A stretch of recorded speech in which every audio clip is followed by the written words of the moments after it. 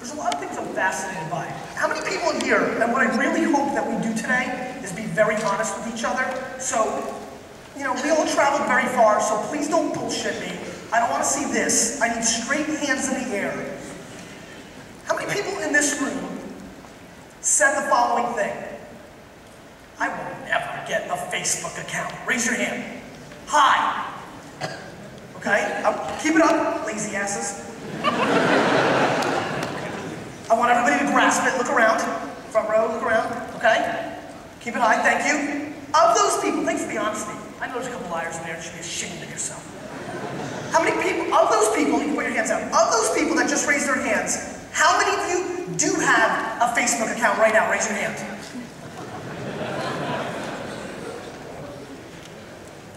It's a pretty young crowd, but I'm going to try it on this crowd. How many people, Joe Stump, happy birthday, baby.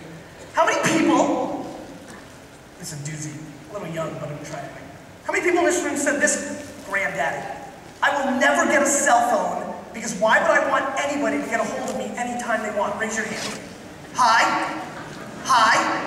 All right, I want everybody to look around. Hi, thank you for being honest. That's why I looked at you. Okay. Of those people, how many people in this room do not have a cell phone? Raise your hand. Do not.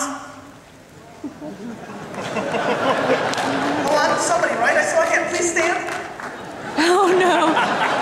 Please come up here. I need her. I need you. Wait, there's really a person with me? Faster. I only have an hour. No.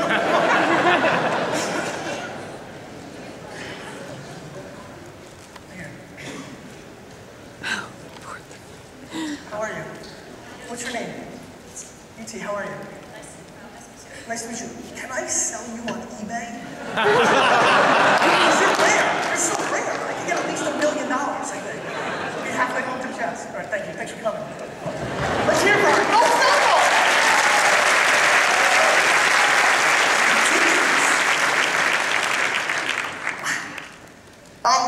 Here's what I'm obsessed with, and you can see by the hands. I'm obsessed with when we draw lines in the sand as people.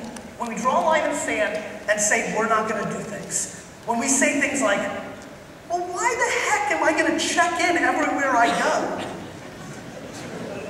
Well, because when you check in a bar and they give you a free fucking beer, you're going to check in. That's why. I think we're very quick at making assumptions of things we're not going to do. We love drawing those lines in the sand. And I'm obsessed with recognizing the ones that we are going to do, because that's where the opportunity lies. And that's what I'm always looking for. You know, since I was here last year, a lot of different things have happened with me, and then we'll get into Q&A. First and foremost, and dramatically most important, I had a baby girl named Misha 9 months ago.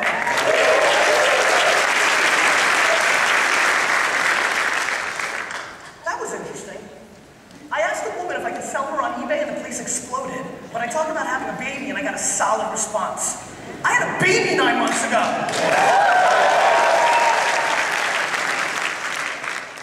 I wrote a book called Crush It and did fairly well, which was really cool. So thank you. I see a couple of you have it. Appreciate that. Yeah, it wasn't that good. I get it. But most interestingly, I think, as many of you might know, I grew up in a family business in my dad's liquor store, wine library. I've started a new business since last year with my brother AJ, who I love very much, called Vaynerchuk. We're doing social media strategy for a lot of Fortune 500 companies like the National Hockey League and Campbell's. We just signed Forbes. Got some work to do. We got the Nets, the New Jersey Nets, the worst basketball team of all time. That's some fucking work. The Nets meetings are amazing. We were dead last and followed on Twitter, and we passed like 9 teams, and they're like, how are we doing this? And it's very simple. I'll tell you how they're doing it, and how I think all of us are going to do it. How many people in here are designers? Raise your hand. Nice. How about developers? Nice. Biz dev peeps. Co-founders. Wine lovers. Nice. Who just likes a lot of alcohol? It doesn't matter what it is. Here's what I know. and I know it cold, and I believe it completely. No matter what you guys think you are right now, and no matter what you think you do for a living, every person in this room is going to be in a couple of industries, but one for sure. And it's coming fast, and it's coming soon. And that's called customer service. Every person in this room, no matter what you do, you're going to be in the customer service business. And that's what I'm obsessed with. I'm totally obsessed with where this whole thing is going. Because what I know now is this. 2 years ago when I was here at SXSWi and had 3,000 people following me on Twitter, people were shitting their pants. They're like, it's unbelievable, oh my God, blah, blah, blah. Now, lots of people have lots of communities, whether it's 100, a million, it really doesn't matter the number. People listen to you. And that is insane. And first of all, please recognize how special that is. The fact that anybody cares about what you have to say is a huge deal. I promise you, when I walked in earlier, like, that's a big room, I hope it fills. But more importantly, I said to myself, if one person shows up, I'm gonna be pumped, because that's one more person than zero. And people need to start taking that mentality. And what I know is this, because everybody has an audience now, the game is changing dramatically. Because the fact of the matter is this, everybody has a voice. My brother and mom went to a Mexican restaurant in New York a couple weeks ago, and they called ahead of time, and AJ said, hey, can I get a table in 5 minutes if I'm there in 5 minutes? And they said, sure, get there in 5 minutes. They got there in 3 minutes. And they got there and she's like, oh, it's gonna take another 40 minutes. And AJ's like, what the hell? So he whipped out his cell phone to text me he was gonna be late, and the hostess crapped her pants, told him to stop, ran back, and next thing he knew, they were seated. Why? I'll tell you why. Because of things like Yelp and things like Twitter. They didn't want anybody to say anything negative about their brand. So, little fun fact, you leave with anything in Austin, you don't get good service, whip out your phone with purpose.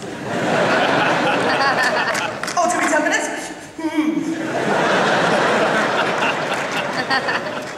People get scared. We're all in the customer service business. You know, there's been some talks here at SXSWi, and I've been hearing some things about, you know, people are obsessed with scalability, right?